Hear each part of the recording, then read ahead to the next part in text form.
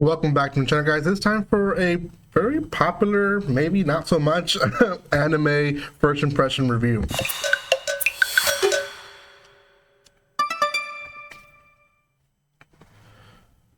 Welcome once again. I'm talking about Akuma-kun, which is a series that released on Netflix today, time of recording, probably by the time you watch this video, a few days ago.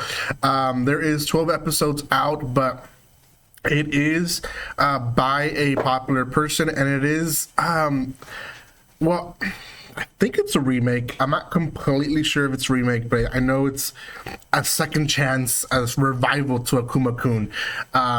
So, if you haven't heard of it, it's actually one of the more old original animes from back in the day that I was not born. So, it's even before me, which is pretty impressive. I have actually read some of this stuff, but never actually gone through the whole thing or watched the old series.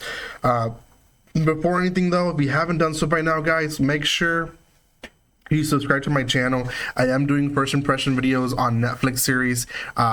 Today, I recorded maybe 2 or 3, so I'll be releasing them through the weekend, starting today. So about 4 or 5 days of Netflix series that just released back to back this week. So I'm excited for it, but shame on them for waiting 5 weeks into the fall season, but oh well. If you want to see more reviews or more reactions or first impressions, check them out in my channel because I have quite a bit of them, and I believe there's playlists in the description below. I'm pretty sure they are. So Akuma-kun. Akuma-kun is so it started as a manga first back in '63. Keep that in mind. That is 60 years ago. That's how long ago the manga came out. Then I believe right after that, I'm checking my dates here. Yeah, right after the 63, it had 3 volumes. It had a little bit of revival in 66, and they released another volume, which is also the year before the live action series came out. So manga 3 volumes, another manga 1 volume, live series was 26 episodes. I've never seen this live series. I'm actually very interested to see how they did it, but they had a live series that aired for 26 episodes, I think in a span of like 2-3 years, and then after that the manga got revived again and they released another volume. So I think in total there's 5 volumes for the series itself. Then years pass. Back in 89 through 90, so in 2 years they released 42 episodes, so it was an anime eventually, and we're talking about almost 30 plus years ago it was an anime. And then now 35 years, well, not 35 years, 33 years later, they have 12 more episodes of Akuma-kun. So the New Yorker calls this icon of an author, Shigeru Mizuki, just an icon to the anime manga community. So before I even start my first impressions, we're dealing with like a very important person here, right? It's a very important series. It's cute. The animation is very much modern, but they still have the 2D hand-drawn type of style that you would see back in the 90s, early 2000s, which personally I really enjoy, because they kind of add a bit more to the mystery horror type of thriller that we want to get from this series, and it's definitely not focused on anything else but that. So we follow the life of Akuma-kun, who he essentially is a sorcerer who deals with the darker stuff that people don't want to deal with, right? So demons and all that. He has an assistant who's kind of the more sane-minded, and Akuma-kun is more like, he's very direct. He's if you ever watch like Big Bang Theory, he's like the Sheldon type. He's very much smart person.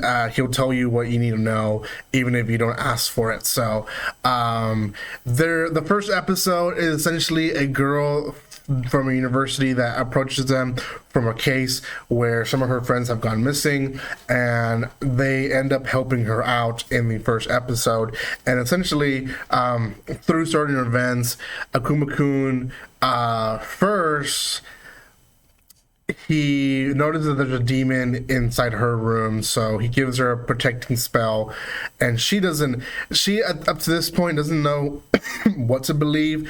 She's almost treating Akuma-kun more like an investigator, less of like an occult person, and until that night she sees like the demon trying to get her, until she grabs the paper that he gave her, which is like, I guess, a spell against it, and she was protected for the rest of the night. So she finally believes that he is beyond a regular detective. He's definitely someone that deals with the occult. So he eventually shows her that the 5 people that have been missing create a star that is usually used in rituals like these, and in the middle of the star they find a house that she also recognizes, and it's a girl. Now, again, through some events in the episode, they find out that this girl is connected to all these 5 people that gone missing, and they go visit this girl.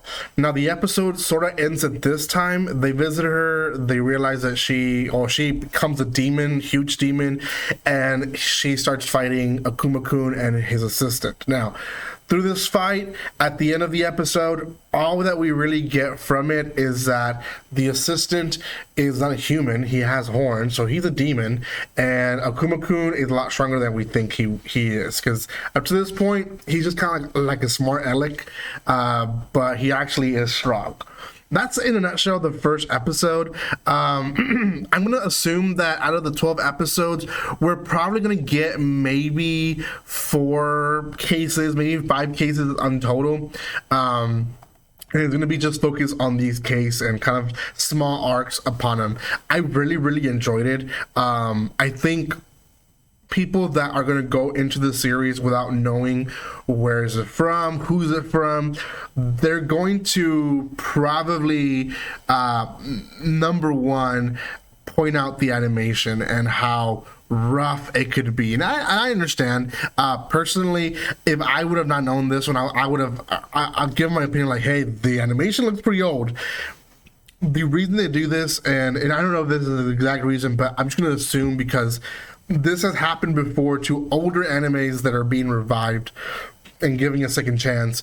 I feel like they want to give, in a way, honor and respect to the original work and not change it way too much where it feels like it's completely different, right? So we still have people that were alive when this series released. I don't think they're going to be watching the remake, to be honest. It's like 60, well, no, it's been 30 years from the actual anime. It's been 60 for the manga, but only 30 for the anime. So personally, I feel like that's the reason why they went with that direction. There's been a lot of series like that. I think this is definitely one that is going to do better this time around than when it came out. Anime back in the 80s and 90s was very much upcoming worldwide. It was obviously popular already in Japan, but it still didn't do as well as I think the series should have done. So I'm excited to see if they do 40 more episodes, so maybe 3 or 4 more seasons of this one, because so far I'm liking it. So giving my respects to the creator of this, I'm going to give this one an 8 out of 10, which is the highest rating that I ever give to first impressions. I never give higher because you never know, right? But 8 out of 10. Go check it out. It is on Netflix, 12 episodes out. I'm going to watch this one for sure. So go give it some love. Thank you guys so much for watching this. If you have not done so by now, make sure you subscribe to my channel. Give some love by commenting, liking, and sharing. And I will see you guys next time. Like always, don't be strangers. See you guys.